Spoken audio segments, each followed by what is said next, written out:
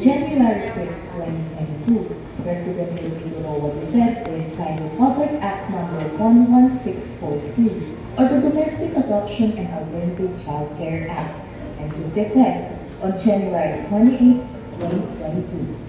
The law created the National Authority for Child Care, or NAC, which will be a one-stop quasi-judicial agency.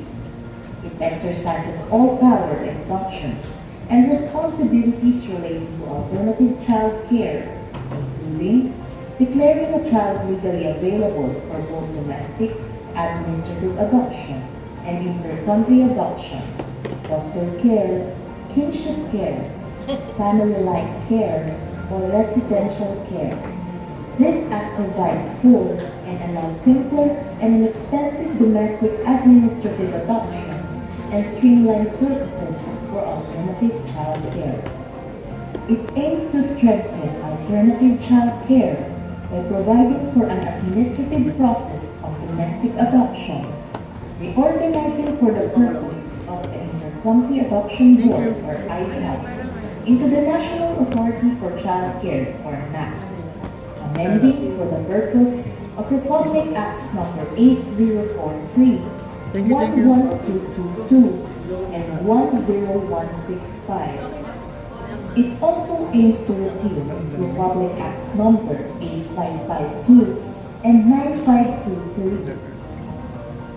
Salient provisions of the law are transfer of adoption proceeding from judicial to administrative and reorganize the ICAB to NAC to implement the domestic administrative adoption and alternative child care programs. Mandatory adoption period where an adoption shall be disclosed to the child as early as possible by the adoptive parents. Disclosure of adoption shall be mandatory before the adoptee reaches the age of 14.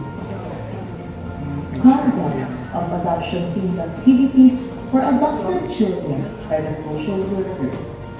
Inclusion of social media platforms or other online platforms as means in locating the birth parents. Conduct of matching processes for cases of legally available children after the issuance of the CD-PLA, in which there will be a judicious selection from the regional or interregional levels of the family for a child based on the child's needs and best interests, as well as the capability and commitment of the adoptive parents to provide such needs and promote a mutually satisfying parent-child relationship. Maintenance of a database on adoption by the NAC to have general statistics on domestic adoption in the country. Extension of legal relationship created by adoption to the prospective adoptive parents or PAPs, relatives or PAPs parents, legitimate siblings, and legitimate descendants. Entitlement to adopt for foreign nationals who are permanent or habitual residents of the Philippines for at least 5 years. Requirement for foundling children to be registered or issued with a birth certificate of persons with unknown parents prior to issuance of the certificate declaring child legally available for adoption or CD-PLA. For cases of independent placement or IP, the law covers only those independently placed children before the effectivity of the Act. Mandatory appearance of PACs before the Regional Alternative Child Care Office or RACO during the application period on a specific date to be required by the office.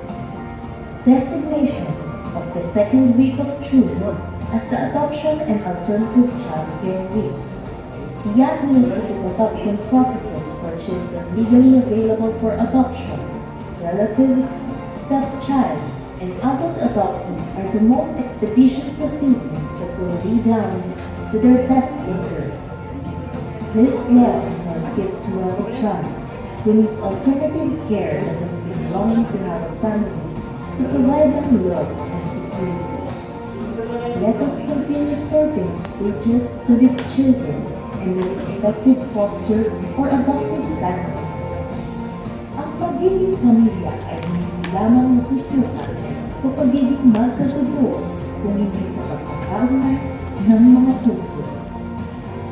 Isulong natin ang legal adoption at alternative child care.